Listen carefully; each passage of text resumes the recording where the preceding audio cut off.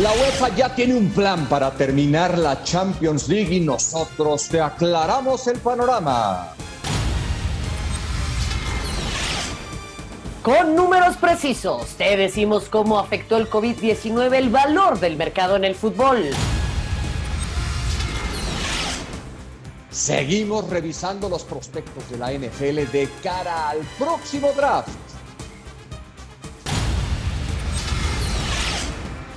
Nuestros expertos en automovilismo analizan el posible calendario de la Fórmula 1.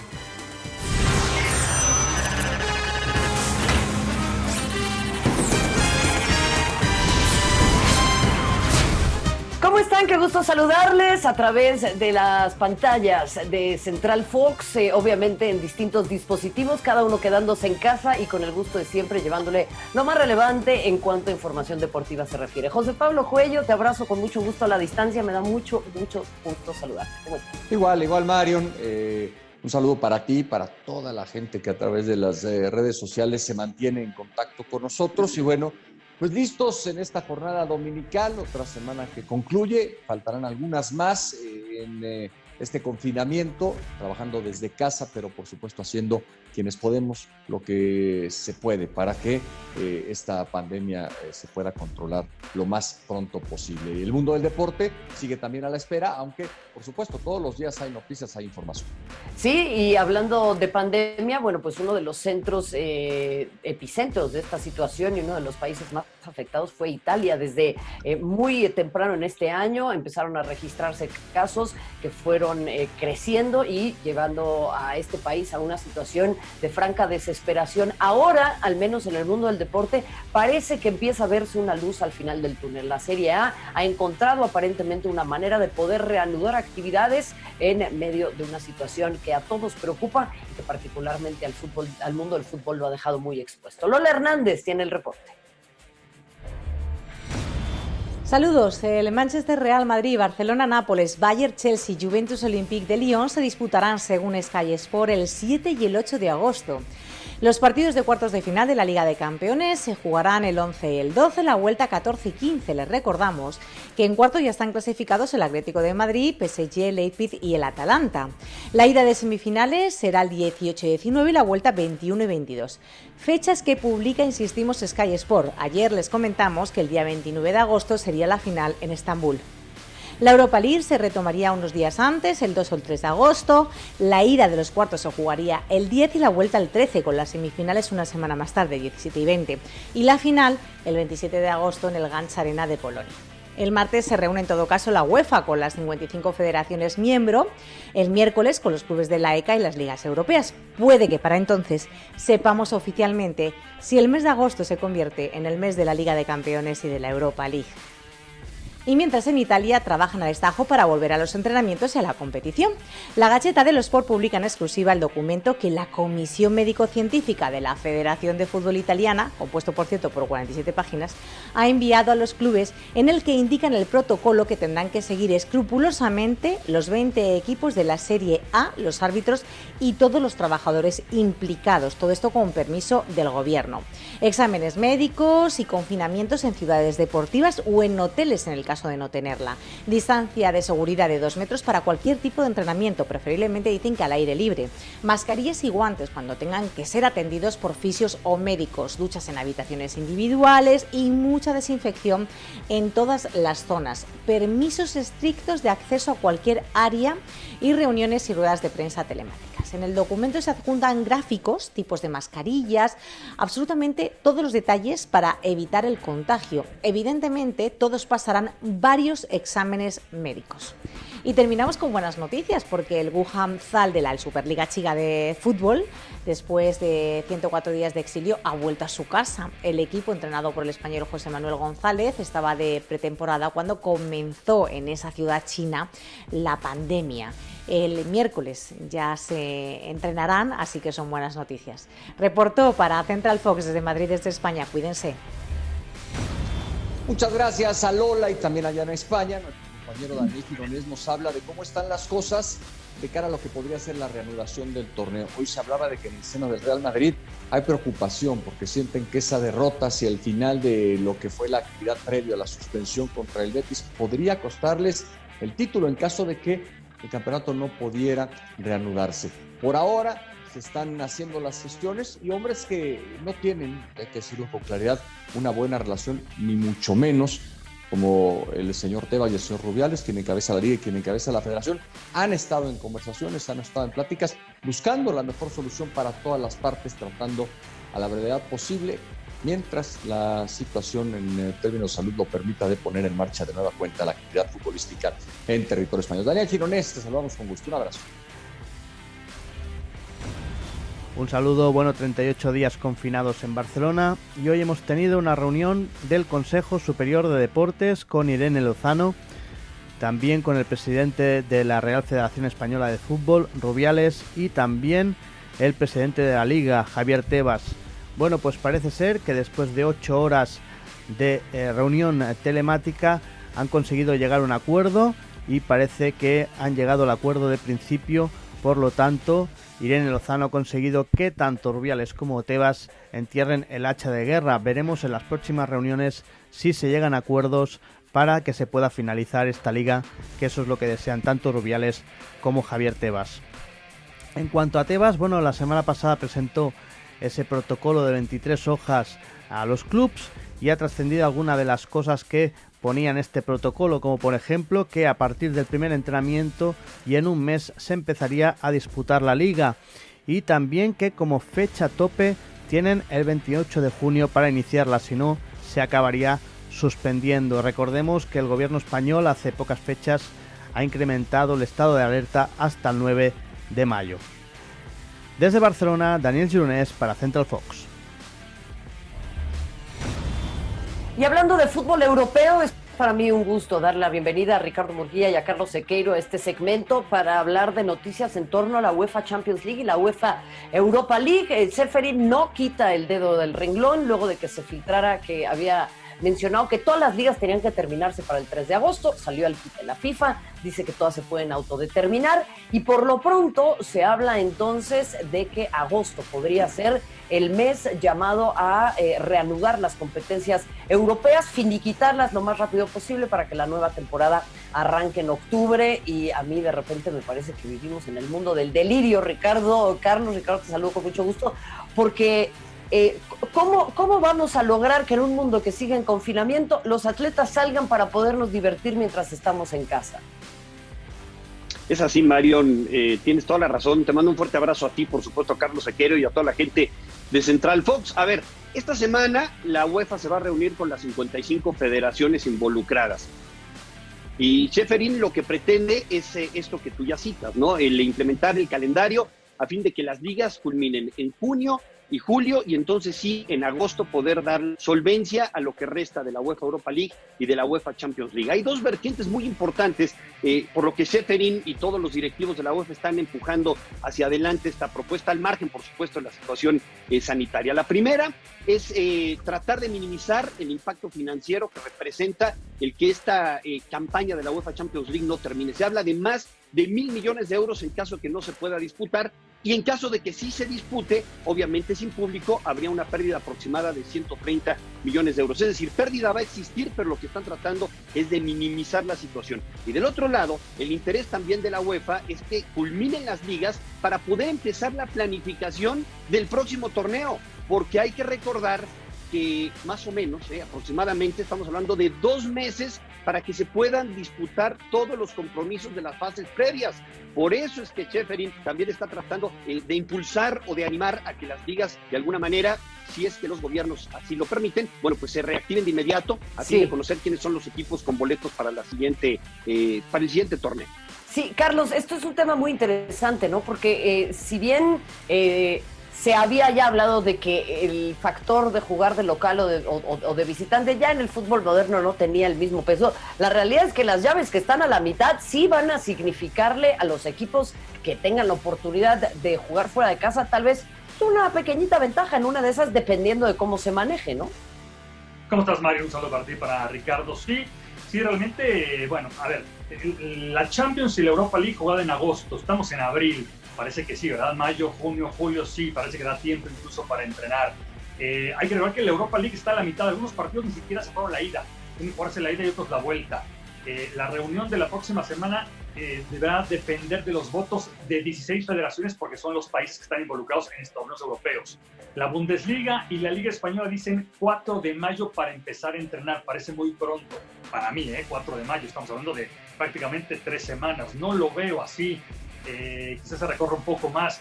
Pero creo que el pensar que la Europa League y la Champions se puede jugar en agosto es realista. El tema de las ligas se van a terminar, pero creo que todavía hay tiempo.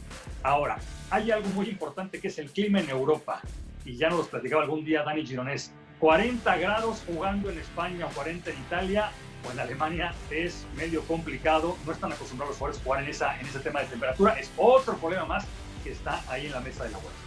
Y a ver, pero Carlos, dime una cosa, porque además le da un sabor distinto, ¿no? O sea, una vez que se levante el confinamiento, la gente va a querer ver cualquier clase de deportes, o sea, hasta carreras de caracoles, eso me queda claro. El tema va a ser, pues, ¿qué peso va a tener esta Champions, no? O sea, quien la gane siempre va a tener un asterisco ahí. Ya dijo Materazzi hoy, si la gana la Juventus no cuenta porque es atípica, no. Evidentemente siempre hay un asterisco y en las competencias es que es algo atípico, o sea, ni siquiera te puedo decir yo quién es el favorito para ganar la Champions, cualquiera o ninguno. Va a depender de cómo regresen los jugadores, cómo están física y mentalmente hoy cada futbolista. Pues no lo sé, tendremos que ir a preguntarle a cada uno. Es algo muy, muy complejo. Se hablan de 3 semanas para ponerse físicamente bien. Los jóvenes se van a poner más rápido que los veteranos, que les cuesta agarrar el ritmo. Entonces, dime quiénes tienen las plantillas de jóvenes. Esos son los favoritos, ¿en serio? Y por ahí los veteranos, insisto, también es el tema mental. No está nada fácil, creo que ese tema de divertirnos, ver Champions y el fútbol va a ser muy lindo. Pronósticos, ni me preguntes quién puede ser favorito para ganar algo. Y tanto Liverpool de Inglaterra no tengo idea, man. No, está complicadísimo. Y además, Ricardo, a ver, se hablaba también de que tal vez pudiera jugarse todo en una misma sede, que lleguen los jugadores, entren en una cuarentena, disputen los partidos que haya que disputar y después puedan volver. Pero ¿qué significa todo esto, no? Porque ya en Alemania se hacían cálculos de que para jugar a puerta cerrada tendrían que participar por lo menos 240 personas. Si se transmite una final de Champions League, ¿cuántos periodistas no habrían ahí? ¿Viajan los jugadores con su familia o sin su familia si van a estar confinados otra vez un mes? ¿Qué pasa si alguien se lesiona? O sea, son toda esta clase de detalles menores que no son menores a la mera hora. Sí, no, totalmente, Marión. A ver, acá lo que está apostando Ceferin y los directivos de UEFA es que para entonces del COVID haya disminuido drásticamente, porque hay incluso algunas voces que dictan que la final, lo ideal sería jugarla también con público. A ver, al ritmo al que vamos y al que va Europa, se antoja muy complicado. Y es precisamente de lo que se tiene que hablar esta semana. Esta semana van a salir las distintas directrices y los distintos parámetros oficial para que después los gobiernos sean, como ya citaba Sequeiro, los que avalen o le pongan el tachecito a lo que Ceferin y toda la gente en Europa está determinando. En un esquema ideal, bueno, pues sería eso, que incluso para la gran final que está el 27 de agosto para la Europa League y el 29 para la UEFA Champions League, pudiera participar. De no ser así, entonces sí, tendrían que generarse cualquier cantidad de restricciones, ¿verdad? Las famosas pruebas a los jugadores, el confinamiento. Obviamente la Europa League tendría que viajar con todas las naciones a Polonia, porque en Gdańsk es en donde se va a celebrar la gran final, mientras que los de la Champions tendrían que viajar a Turquía. Entonces todo es válido, en este momento todo es válido, pero los gobiernos son al final de cuentas los que tienen que decir si sí se puede jugar o no se puede jugar, y me parece que tanto Ceferin como todos los involucrados están muy conscientes. Hay que respetar, por supuesto, lo que se determina en función de la situación que vive el COVID, específicamente en el mes de agosto, que es a donde se piensa, ¿no? Pero ahí, bueno. A ver, Carlos, perdóname, a ver, Ricardo, sabes, es gran amigo mío, lo aprecio, pero de repente le gana un poco la inocencia, o sea, confiar en que el fútbol va a respetar lo que digan ciertos gobiernos y no va a ejercer todo su poderío para poder hacer lo que se le dé la gana, me parece, francamente, no, que no es viable. O sea, claro que van a echar a andar su poder. Es difícil, ¿eh? ¿Te acuerdas que esta semana la Real Sociedad dijo, voy a entrenar? Y le dijo el gobierno español, no entrenas nada, te metes a tu casa, no puedes entrenar. Otro equipo de segunda división en España dijo, ya estamos listos, nosotros nada, tampoco. es muy complicado. Y hay otros temas, Mario. Imagínate que un o jugador... sea, estás del lado de Murguía. Está bien. No. Está bien. Puedo vivir con eso. No, imagínate que un jugador de positivo, cuando ya se ganaron una competencia, ya sea en España, en Italia, Inglaterra, ¿se va a parar toda otra vez? Es una pregunta. Los jugadores que están en Sudamérica y que tienen que regresar a sus países de origen, ¿cuánto tiempo van a tardar? ¿Hay vuelos? ¿Ya pueden regresar libremente? Y el tema de los contratos, lo diga con Ricardo, los que terminan 30 de junio, olvídate, no juegan la Champions, porque no hay ventana abierta para registrarlos en el nuevo equipo. Y el contrato dice 30 de junio. Si firmaste por temporada, sí, pero creo que la UEFA esta semana, qué bueno que no tiene mucho que hacer, porque va a tener que analizar muchos, pero muchos puntos antes de decir por fin se va a jugar tal día, hablando de competencias europeas. Y después cada país, su liga. Es decir, va a empezar esto, va a pasar esto. Yo insisto, cuando empezamos a ver entrenar a los equipos, ya para que usted sepa cuándo se va a jugar fútbol, calcule 3 semanas después. Que entran en Alemania todos los equipos, 3 semanas después está la Bundesliga. Así pasará seguramente en España, en Italia, etc. Pero si no, tendremos que estar todavía viendo muchos recuerdos a través de las pantallas de Fox. Totalmente de acuerdo, Carlos, y hay que centrarnos en la realidad porque todavía falta por determinar si efectivamente una vez que se establece un contagio se genera una inmunidad, porque si esto no es así, es lo que los científicos están investigando, estaríamos en una enorme posibilidad de que vuelva a brotar el virus cuando ya hay países, por ejemplo, como Corea, en donde el béisbol a puertas cerradas se ha vuelto a practicar, la Liga de Básquetbol de Taiwán también, Nicaragua y Bielorrusia que nunca pararon, pero en realidad son estos casos muy aislados y nosotros pues tendremos que seguir pacientes, Ricardo, pero lo que sí es que si se juega, cuando se juegue, la final de la Champions y de la Europa League estarán a través de Fox. Eso es un hecho, así que bueno, pues que la gente esté pendiente, por supuesto, de nuestra parrilla de programación, porque de ya podemos anticipar que en caso de que se reanude todo como la UEFA espera, a partir de principios de agosto, bueno, todos los compromisos a través de nuestra pantalla. Carlos, te mando un muy fuerte abrazo, gracias, y voy a anotar ahí un tachecito en mi libreta por estar algo como el día, Un saludo para ti, Mario, también para Ricardo. Ricardo Murguía, le mando un muy fuerte abrazo, nunca pierda su sonrisa ni su inocencia.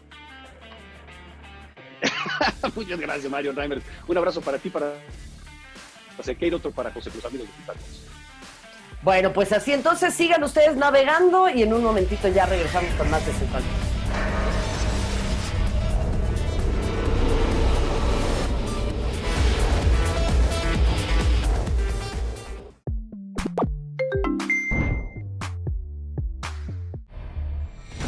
Estamos de regreso con ustedes en esta edición dominical de Central Fox y pues esta circunstancia por la que atraviesa el mundo afecta las economías de todos los países que se han visto pues involucrados en esta lucha contra el coronavirus. Y Marion, es evidente que el deporte, que forma parte de la sociedad, no podía abstraerse de este fenómeno que ya veremos en qué termina, pero que por lo pronto ha afectado de manera contundente la economía de las diferentes ligas profesionales y de todos sus integrantes. Sí, de acuerdo, José Pablo, es un tema muy interesante que se ha tratado y que se sigue desarrollando. Lo único que a mí me queda claro es que ha quedado de manifiesto lo endebles que son algunas instituciones y cómo esto en un efecto dominó puede llegar a afectar seriamente el desarrollo de jóvenes talentos y particularmente del fútbol femenil que estaba muy en boga. Vamos a escuchar el siguiente análisis, la nota de lo que ha o cómo se ha visto afectada la economía futbolística por este.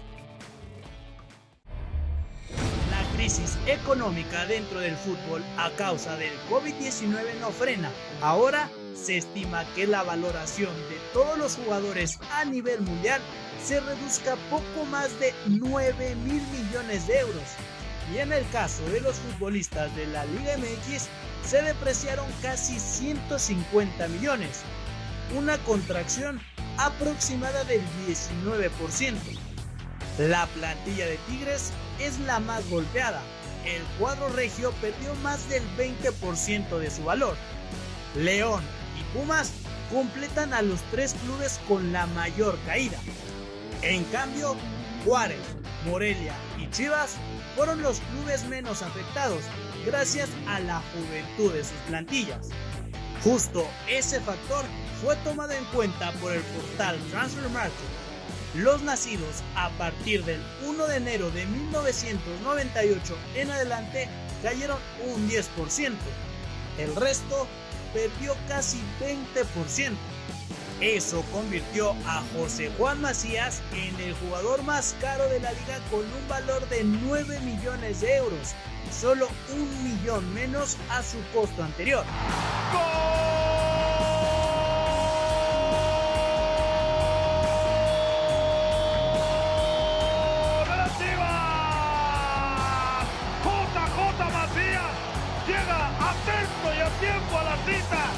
Maxi Meza cayó al segundo peldaño con un valor de 8 grandes, 2 menos al coste previo. El podio lo completa Roberto Alvarado, con una estimación de casi 7 millones. Así que incluso el COVID-19 podría cambiar la conducta de la liga en cuanto a traspasos se refiere. Bueno, pues ahí algunos de los brazos, de los elementos que hay que tomar en cuenta en este andamiaje pero tan complicado. Es un gusto darle la bienvenida a Central Fox y poder escuchar sus impresiones en torno a todo esto que se va desarrollando. Ailton da Silva, un hombre muy importante en la historia del fútbol mexicano. Ailton, gracias por acompañarnos. ¿Cómo estás? ¿Cómo te encuentra este confinamiento? Un gusto saludar a todos. Gracias por la invitación. Aquí estamos, guardados en casa. Eso me da gusto. Oye, quiero hablar contigo, al margen de los temas generales, de algo muy puntual, y es la noticia de la eliminación del ascenso y el descenso, que tanta polémica ha generado en recientes fechas, y que nos des tu punto de vista. ¿A ti te parece que es una buena idea? De verdad, el fútbol mexicano está regresando unos años atrás, porque es así. No puede cada vez que se levantan los directivos decir vamos a cambiar algo en el fútbol.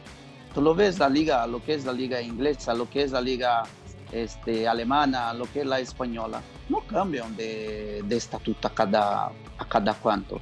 Yo creo que estaban yendo bien, se estaba desarrollando bien, la gente estaba yendo a la cancha. La primera A era un paso para regresar a la primera división.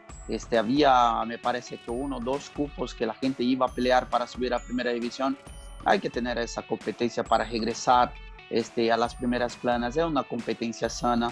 Hay equipos que tienen en la primera A una posibilidad de llevar a los jóvenes para que se agarren cancha, que desarrolle. No puede de un día para el otro decir se acabó. Yo lo veo, para mí es un retroceso, pero enorme.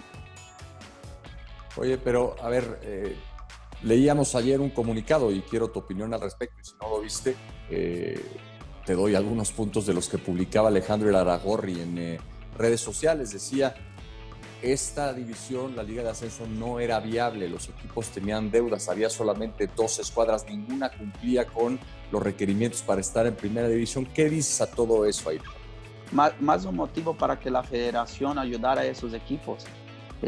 Seguramente deberían ver esos equipos que no estaban pudiendo cumplir para tratar de ayudarlos, para que fuera una liga competitiva, para que fuera una liga que sacara jugadores para la primera división. Entonces yo creo que la federación, en vez de sacar la primera A, debería ayudarlos a que fuera una liga rentable para todos, inclusive para ellos. Hacer eso de una vez, sacar todo eso. El draft ya era una cosa muy mala para los jugadores. Imagínate, se mataron, entre comillas, muchas familias con eso. Los jugadores tenían que ir a Cancún a hacer el mercado de piernas, a tratar de ofrecerse por un salario que le convendría nada más al que contrataba. El jugador iba por cualquier peso. Entonces es muy fácil, es lo mismo. Tú le dices, tú haces un negocio, el negocio no va bien, en vez de que tú trabajes para que el negocio va bien, tú lo eliminas, o sea, perdiste, todos pierden, ¿me entiendes? Entonces es un retroceso. Por más que a nivel directivo la gente puede decir que no era viable, pero ponte nada más ahí cuántos jugadores se van a morir sus carreras, porque imagínate, la liga mexicana, la profesional, es muy competitiva, hay jugadores de mucho nivel, son muy pocos jugadores que tú le mires y dices, no, qué mal este jugador. Entonces, en la primera A, que había un jugador que se estaba desarrollando para llegar a la primera división, va a ser imposible.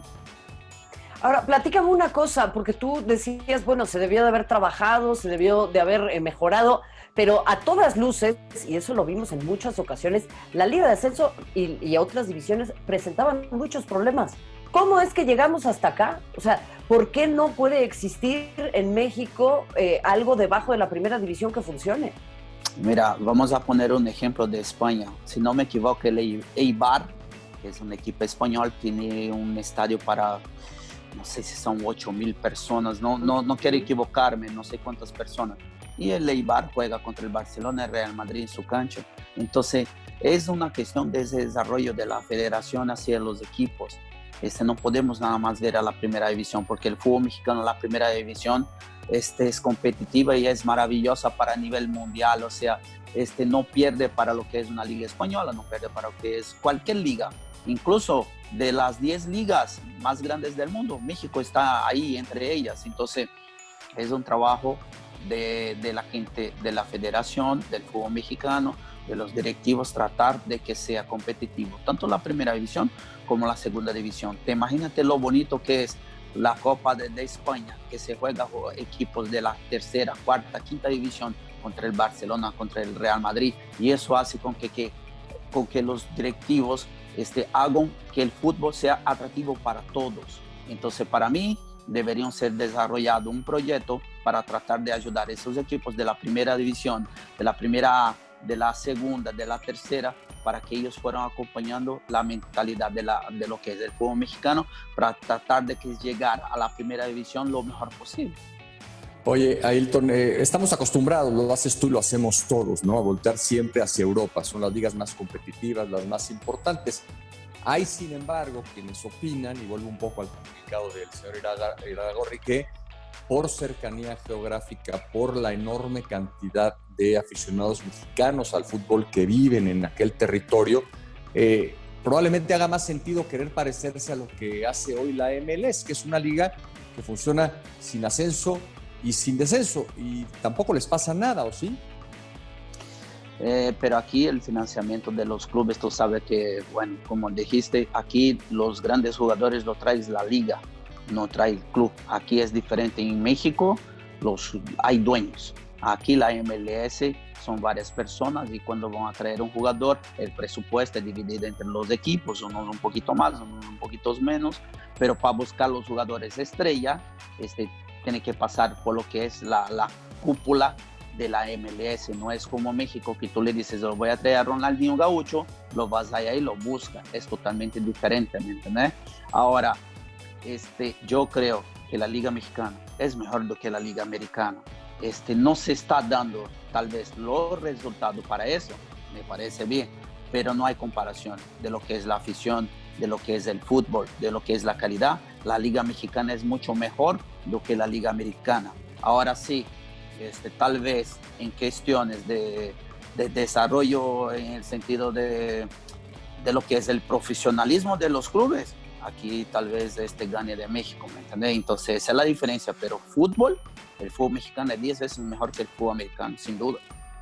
Oye, como exjugador, como también persona que tiene un vínculo importante con algunos jugadores que militan en distintas ligas de ascenso, ¿cuáles ves tú como las consecuencias más preocupantes de esta determinación? O si también le ves algún lado positivo, porque en una de esas se pueden rearmar estructuras que no estaban muy bien cimentadas, Ailton.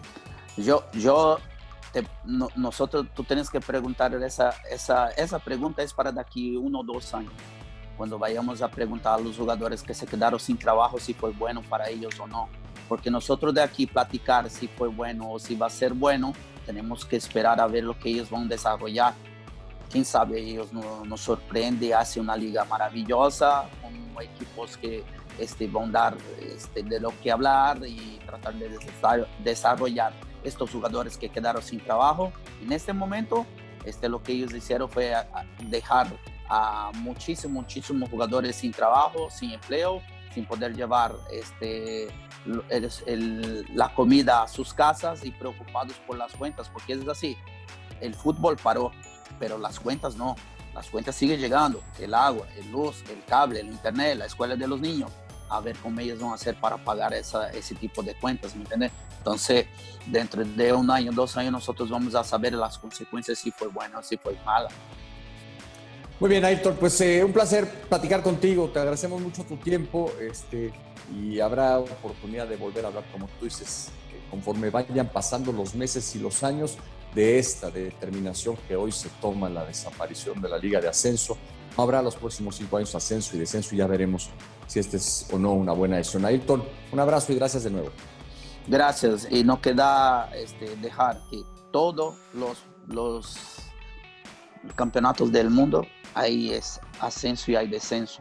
Eso es un retroceso porque eso hace con que varios equipos no se la jueguen como se la tienen que jugar. Con tanto no voy a descender, entonces voy a jugar aquí con cualquier jugador. Entonces eso también trae que tú vayas a buscar jugadores X en vez de buscar jugadores para pelear el campeonato o pelear a no descender.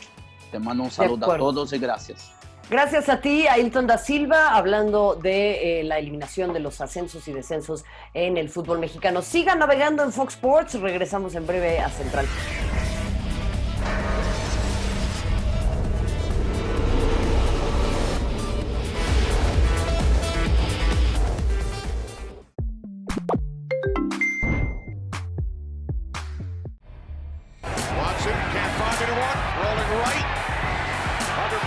Loses the football, scoops it up, takes off, and has a first down inside the 40. Con la temporada 2020 de la NFL más cerca, las miradas se centran en el draft, pero no todos tienen claro el formato. El evento no es otra cosa que elegir a los mejores prospectos egresados de las universidades de los Estados Unidos. Cada una de las 32 franquicias tiene un turno o pick a lo largo de 7 rondas y cuentan con 10 minutos en cada ocasión para elegir a un jugador. Si no deciden en ese lapso, el equipo siguiente puede entrometerse y seleccionar antes, incluso robar al otro jugador. El orden de elección es simple. El peor equipo de la campaña anterior, en este caso la 2019, elige primero y el campeón es el último. Para esta edición, los Bengals tienen la primera selección y los Chiefs la número 32.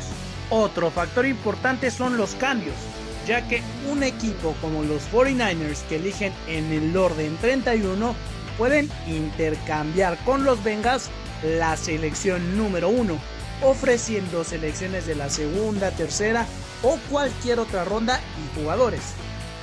Por esta clase de operaciones es que en ocasiones hay equipos que no tienen turno o pick en la primera ronda por haber realizado un intercambio. Tal es el caso de los Colts, que al haber realizado un canje con los Niners no participarán en la primera ronda.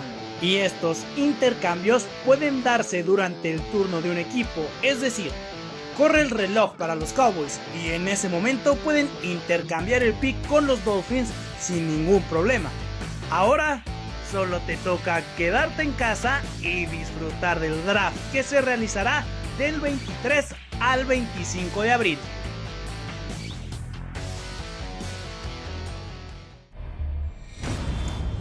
Estamos de regreso con ustedes en Central Fox, ya lo ven en pantalla. Emilio León, que ha estado encerrado en su man cave, ahí la tienen ustedes a sus espaldas, no haciendo otra cosa sino alimentándose, sí, alimentando a sus perritos también y preparándose para el draft 2020 de la NFL.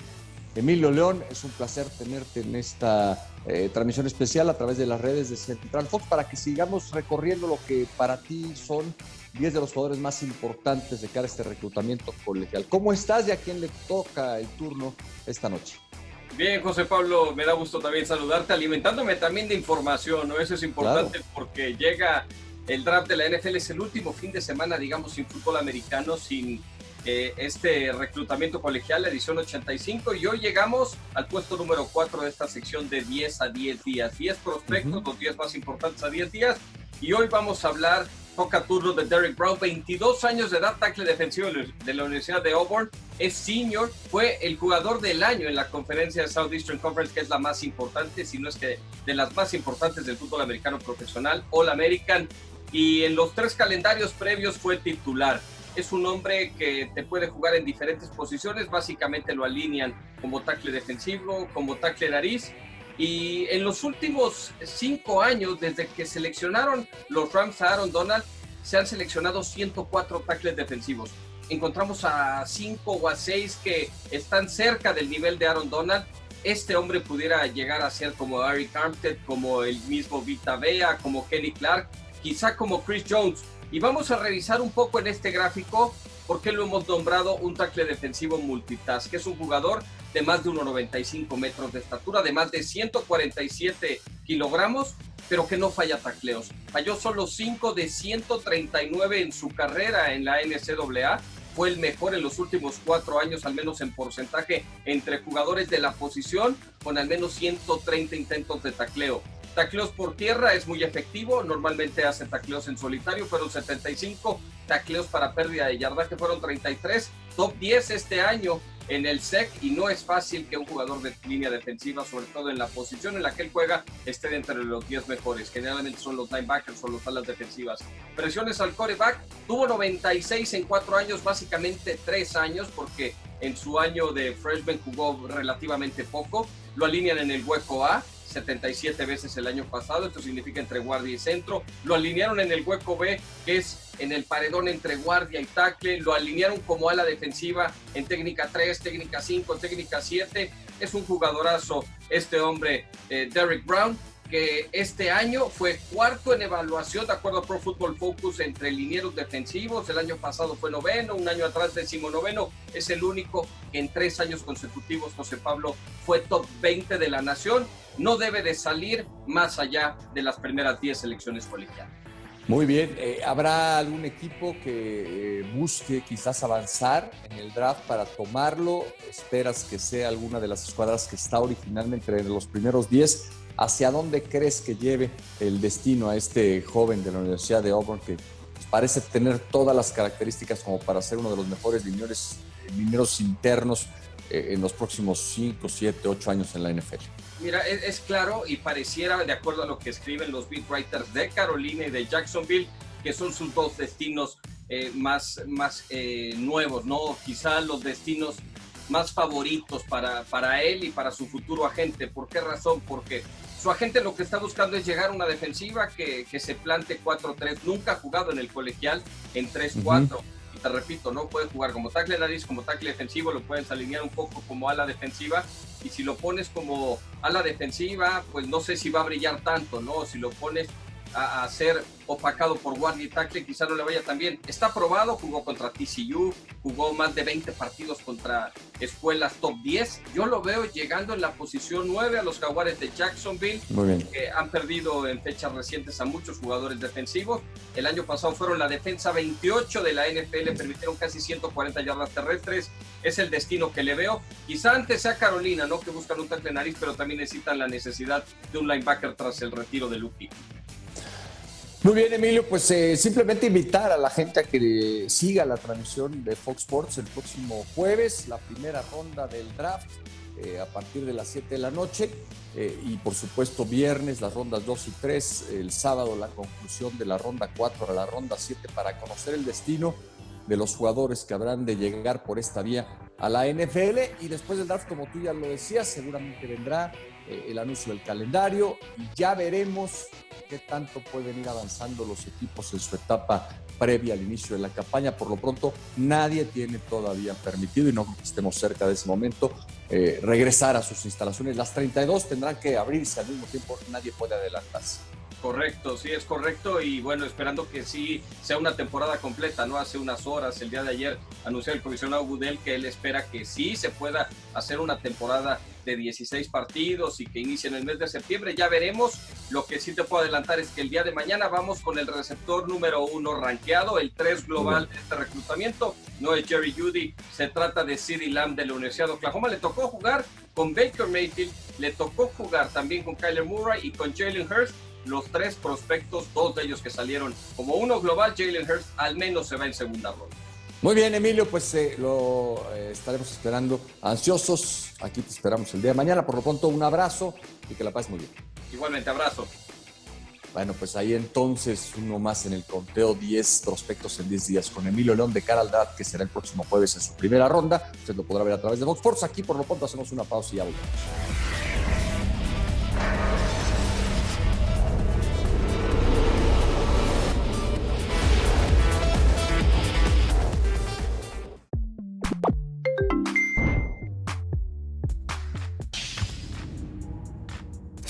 Novak Djokovic, Roger Federer y Rafael Nadal estarían haciendo un programa de apoyo financiero para los tenistas de bajo ranking junto al ATP. A través de una transmisión en vivo en redes sociales, el serbio habló que el apoyo rondaría entre los 3 y 4,5 millones de dólares. En una entrevista para NBC, Von Miller invitó a la población a tomar en serio el COVID-19. El apoyador de los Denver Broncos dijo que tuvo miedo cuando le diagnosticaron positivo hace unos días.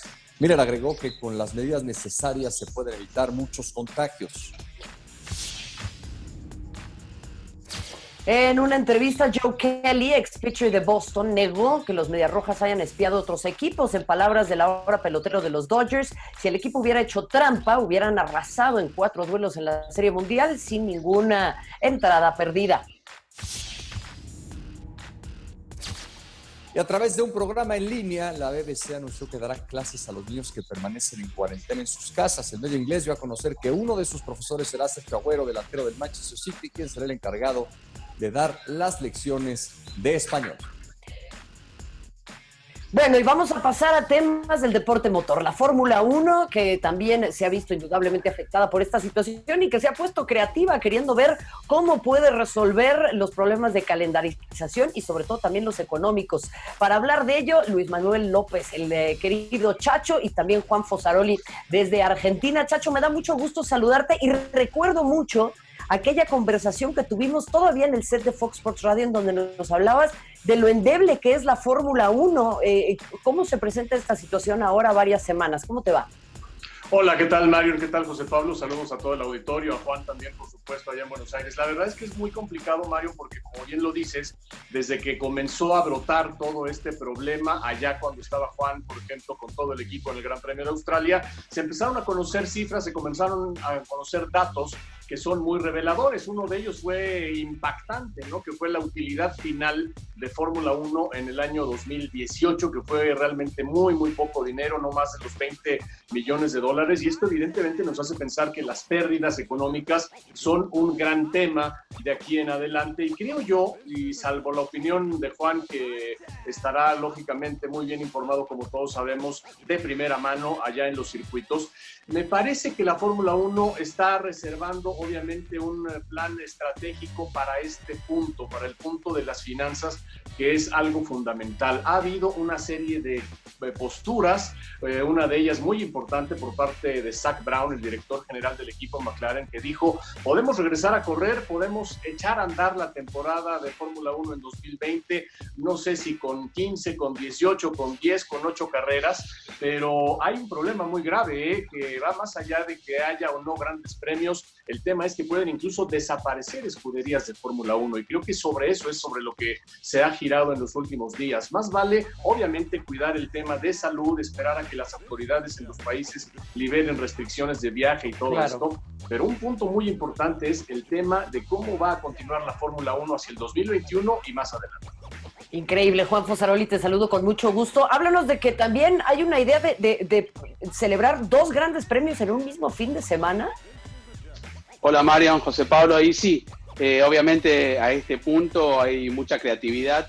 Hubo reunión entre los directores de equipos, Fórmula 1, FIA, duraron muchas horas y bueno, se está tratando de barajar esta alternativa de, por lo menos en los circuitos que son fáciles de poder realizar grandes premios, hacer, por ejemplo, en Silverstone el Gran Premio Británico 1 y el Gran Premio Británico 2.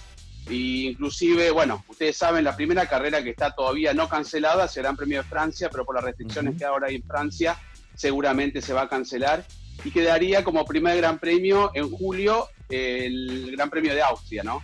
En el Red Bull Ring, una facilidad que tiene también esa oportunidad de realizar 2 grandes premios por lo que es la estructura del Gran Premio. Entonces, yo creo que están tratando de ver la solución. Lo único que hay un problema grande, que se está hablando de realizarla sin público.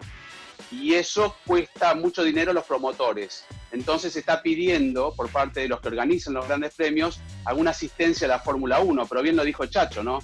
No está gozando de la mejor salud financiera, entonces tendría que hasta subvencionar de alguna manera, subsidiar de alguna manera los grandes premios que se realicen sin público. Por eso es bastante complejo y todo va a ir cambiando a medida que vayan levantándose las restricciones en cada país o endureciéndose. Por eso se ha hablado de poder realizar hasta 2 grandes premios un mismo fin de semana o en el mismo circuito. Oigan, ¿qué porcentaje de los ingresos de Fórmula 1 viene de la taquilla, de la asistencia a los escenarios? En otras ligas profesionales es realmente un factor que cambia muchísimo, por decirles algo, en la NFL no es más del 15% de la Fórmula 1. ¿Qué tan importante es ese ingreso, Chacho, Juan? Yo creo, José Pablo, que es una pregunta muy importante porque realmente ese ingreso del que tú hablas, el ingreso de taquilla, a la Fórmula 1 como tal le representa muy poco. Yo me atrevería a calcular que es mucho menos del 5% porque la gran mayoría de ese monto evidentemente le queda a los promotores locales, que muchas veces, como hemos visto, son consorcios con gobiernos locales, con gobiernos federales, y esta es una de las formas que tienen las sedes de Fórmula 1 de recuperar un poco de la cuota que se les cobra por ser sedes de Gran Premio. Una de las fórmulas que mucha gente está diciendo que se pueden utilizar es que la Fórmula 1 renuncie a su cobro de cuota y permita que a través de publicidad, a través de algún tipo de recuperación diferente de la asistencia del público a los escenarios, los promotores pudieran recuperar por algunos grandes premios. Muchos de ellos, evidentemente, los grandes premios americanos que estarían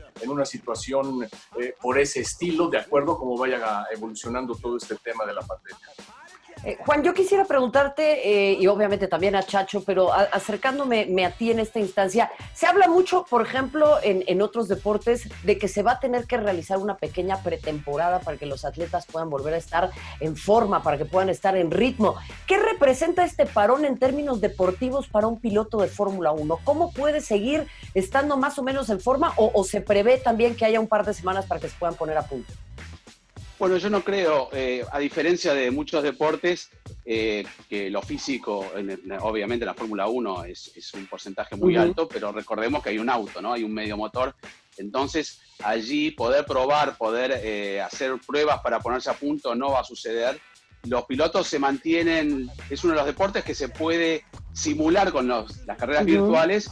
Una actividad, no pasa lo mismo jugar con un joystick al fútbol, ¿no? Porque uno no, por más que esté entrenado, no puede. Pero sí en el automovilismo y sobre todo los simuladores que tienen los pilotos hoy en día. Muchos tienen hasta la fuerza en el volante. No es lo mismo, pero genera una actividad de reflejos y de continuación. Y la preparación física de ellos es permanente, ¿no? Están todo el día entrenando como lo hacen el resto de los deportistas de élite. Así yo creo que tal vez afecta a algunos pilotos tardan en entrar en ritmo, pero serán unas pruebas libres en el mismo fin de semana. Yo me acuerdo siempre cuando Checo decía, luego de 2 o 3 meses estar parado, la sensación que él sentía cuando se volvía a subir el auto en las pruebas, ¿no? Y era algo todo como nuevo. Bueno, son profesionales y se van a acostumbrar. Algunos tal vez tengan la ventaja, esa parte fina, más rápido que otros, pero bueno, seguramente, como decía recién, ¿no? Están todos preparados por medio de simuladores y demás. Yo les haría esta pregunta a los dos rápidamente. Muchos insistimos en que una vez que esto concluya, cuando concluya, difícilmente regresaremos a una situación como la que conocimos antes de que brotara esta pandemia. ¿Cómo se imaginan ustedes, Chacho, Juan, la Fórmula 1 a partir del 2021, del 2022? ¿Cambiará? ¿Habrá más equipos? ¿Habrá menos equipos? ¿Gastarán menos dinero? ¿Qué ven ustedes hacia futuro después de esta experiencia por la que está atravesando la máxima categoría del automovilismo mundial?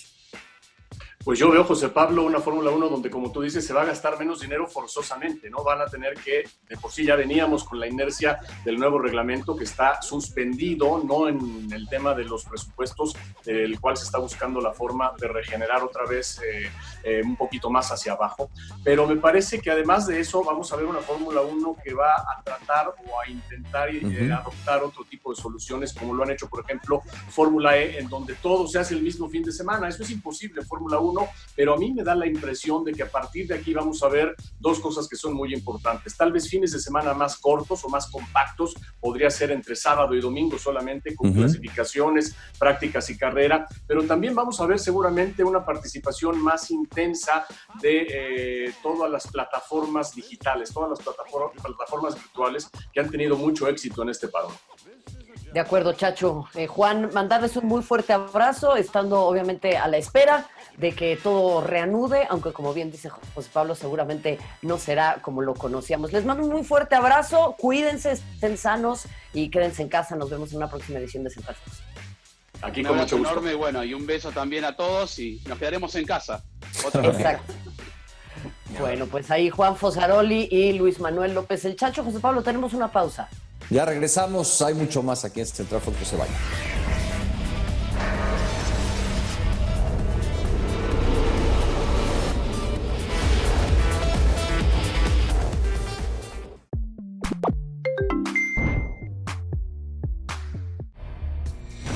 Roberta Gibb fue la primera mujer en correr la maratón de Boston, con la particularidad de que lo hizo escondiéndose detrás de unos matorrales y después saltando a unirse al resto de los corredores. Sin embargo, la que lo corrió por primera vez de manera oficial fue Kathrine Switzer. Un día como hoy, pero hace 53 años, rompía con todas las barreras y paradigmas de aquella época. Se convertía oficialmente en la primera mujer en correr la maratón de Boston en el año de 1967, cuando la joven estudiante de periodismo decidió inscribirse en el certamen. La carrera prohibida para las mujeres porque había un temor infundado de que esto hiciera que perdieran el útero, que se les saliera el útero, registraba apenas la inicial del nombre y apellido, por lo que fue hasta el desarrollo de la misma que el organizador la intentó sacar a empujones al darse cuenta. Sin éxito de los que se opusieron, Switzer cruzó la meta con el número 261 y rompió tabúes y preconceptos que no tenían ningún fundamento. Sorprendió a todo el mundo y abrió el camino para muchas mujeres deportistas a nivel mundial y para que muchas también el día de hoy disfruten de poder dedicarse a las carreras. Pues una historia que vale la pena recordar, y más en tiempos como estos que suponen de cara al futuro cambios importantes, y ya veremos cómo es que regresa esta tradicional maratón para el 2021. Y bueno, hablando de estas épocas en donde todos los que podemos hacerlo hemos estado en absoluto confinamiento, pues para los atletas de alto rendimiento se convierte en un reto pues todavía más importante, acostumbrados a estar manteniéndose físicamente al 100%, acostumbrados a la competencia de manera cotidiana, bueno, pues tienen que entrar en este proceso forzado de hibernación y que, por supuesto, los tiene en circunstancias muy, pero muy poco conocidas, desconocidas absolutamente para ellos. Fernando Suárez platicó con Paola Longoria, que tiene para ustedes esta muy interesante conversación. Adelante. Pau, ¿cómo sobrellevas todo esto? Claro que tú cuando juegas, pues juegas en una canchita encerrada, pero juegas, te encierras y te vas y ahora estás encerrada en casa. Ahora sí, pero por ejemplo en esa canchita le puedo pegar a la pared y pelota, y aquí sí le pego a la pelota y con las paredes de aquí de la casa, mi papá y mi mamá me van a terminar odiando. Creo que estamos muy a tiempo de seguir quedándonos en casa, de seguir las medidas de prevención y de higiene, y bueno, pues yo creo que ahora sí que lo mejor es cómo te salvas de esta quedándote en casa. No, totalmente, pero aparte a ti te cambió muy fuerte la rutina, porque con la gira mundial de racquetball viajas una semana sí, la otra también, y ahora que se suspendió el circuito, pues debe ser un cambio radical. Es terriblemente para mí, o sea, porque estoy acostumbrada justamente a viajar y estar como en constante competencia, y sí me cambió totalmente desde mis entrenamientos, desde la gira del tour, de los compromisos que se venían con ahora sí que la Federación Internacional, el relevo de la antorcha olímpica. Yo ya lo tenía para el 1 de mayo mi salida justo para Okinawa, Japón, el 3 corría con la antorcha, y bueno, pues con todo esto del coronavirus ahora sí que se suspendió todo. Totalmente, y fíjate lo que son las cosas, tú considerada para el relevo de la antorcha cuando has peleado mucho porque el racquetball sea olímpico, ¿no?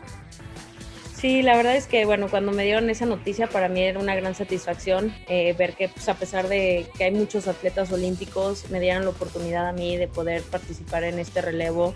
Es una gran satisfacción y un orgullo, y poder ver cada vez, ahora sí que con pasos gigantes, el racquetball cerca de Juegos Olímpicos. Y bueno, pues se suspende, pero yo creo que siempre lo he dicho, sin salud no se puede hacer nada. De la Serie Mundial, pues yo creo que van a tener que recortar fechas y acortar mucho el calendario, ¿no? Sí, nosotros ya estamos precisamente en las últimas fechas. Ya sabes que nuestra temporada terminaba en junio para nosotros de la LPRT, porque empezamos en agosto del año pasado. Ahorita ya nos cancelaron totalmente San Antonio. Todavía queda un torneo que medio la estamos tratando de librar, que es Kansas. Ese está programado para finales de junio. Lo que sí se canceló ya es también el Campeonato del Mundo. Después de 15 años México iba a ser sede, iba a ser aquí incluso en San Luis Potosí, en La Loma. Y bueno, ya la Federación Internacional, pues por lo mismo de los planes de la Federación Europea y todo, y asiática, se canceló, y pues están justamente viendo una nueva fecha quizá para el próximo año. Tenemos World Games nosotros en el 2021, no se pueden hacer hasta el 2022 porque primero tienen que ser los Juegos Olímpicos. Pierdes el timing del juego, ¿verdad? Porque tu juego es de mucho timing. Sí, es una situación complicada el timing, obviamente el ritmo del juego, el estar en cancha, porque pues no es lo mismo estar pegando nada más, sino tener también un juego. Pero bueno, pues simplemente verle ese lado positivo. Siempre hemos salido adelante, y una oportunidad para volver a cancha con más ganas y con esa motivación de siempre. Mientras tanto, continúa la actividad de la E-Liga con vibrantes duelos y con los jugadores como protagonistas, también por sus festejos y por los corajes que hacen en esta liga virtual. Se enfrentaron Pumas y Monterrey, así como Chivas y Toluca. Continúa la acción de la E-Liga MX. En esta ocasión, los Pumas recibieron a los Rayados de Monterrey. En los controles, Luis Fernando Quintana por el conjunto universitario, enfrentando a César el Cachorro Montes. En este partido, los Pumas se fueron adelante con gol de Brian Mendoza. Posteriormente se igualarían las acciones con un pase de Dorlan Pavón hacia Avilés Hurtado por parte del Cachorro Montes, que manejaba los controles por la pandilla. Al final, Víctor Malcorra fue determinante para conseguir este triunfo importantísimo para el equipo azul y oro, que con 3 jugadores diferentes, Juan Pablo Vigón, Alan Mozo y ahora el debut de Luis Fernando Quintana, son líderes del torneo virtual, la E-Liga MX. En su próximo encuentro, los Pumas visitarán a Santos Laguna, mientras que la pandilla hará lo propio recibiendo a los Gallos Blancos de Querétaro. Reportó para Central Fox, Blanca Ríos. Amigos de las redes sociales de Central Fox, ¿qué tal? Qué gusto saludarlos. El primer 0-0 se hizo presente en la historia de la E-Liga en este partido entre el conjunto del Guadalajara y Toluca, manejado por Raúl Gudiño, portero de las Chivas, y por parte de Alan Medina, por parte del conjunto choricero. Hay que recordar que en la jornada pasada el Guadalajara sufrió una goleada 7-1 manejado por Fernando el Nene Beltrán, así es que el tema defensivo obviamente era un tema a cuidar en este partido. También hay que recordar que cuando se enfrentaron en el Clausura 2020, estos dos equipos también fue un empate, pero 2-2, así es que bueno, el buen paso que tenía el Chiverío en el Clausura 2020 no se ha visto manifestado en la E-Liga, pero para el siguiente compromiso el Guadalajara se estará enfrentando al conjunto de San Luis. Fecha 4 del torneo y las Chivas van por su primer triunfo en esta liga virtual. Saludos. Bueno, pues de esta manera y con lo mejor de esta nueva jornada de la E-Liga, nosotros nos despedimos, pero aquí vamos a estar de vuelta durante toda la semana y muy pronto de vuelta también en sus pantallas a través de Fox Sports. Por ahora, Mario, te mando un fuerte abrazo, síguete cuidando y aquí nos encontramos. Igualmente, José Pablo, un muy fuerte abrazo para ti, para todo el auditorio, y sí, sigan navegando en Fox Sports, nos vemos muy pronto.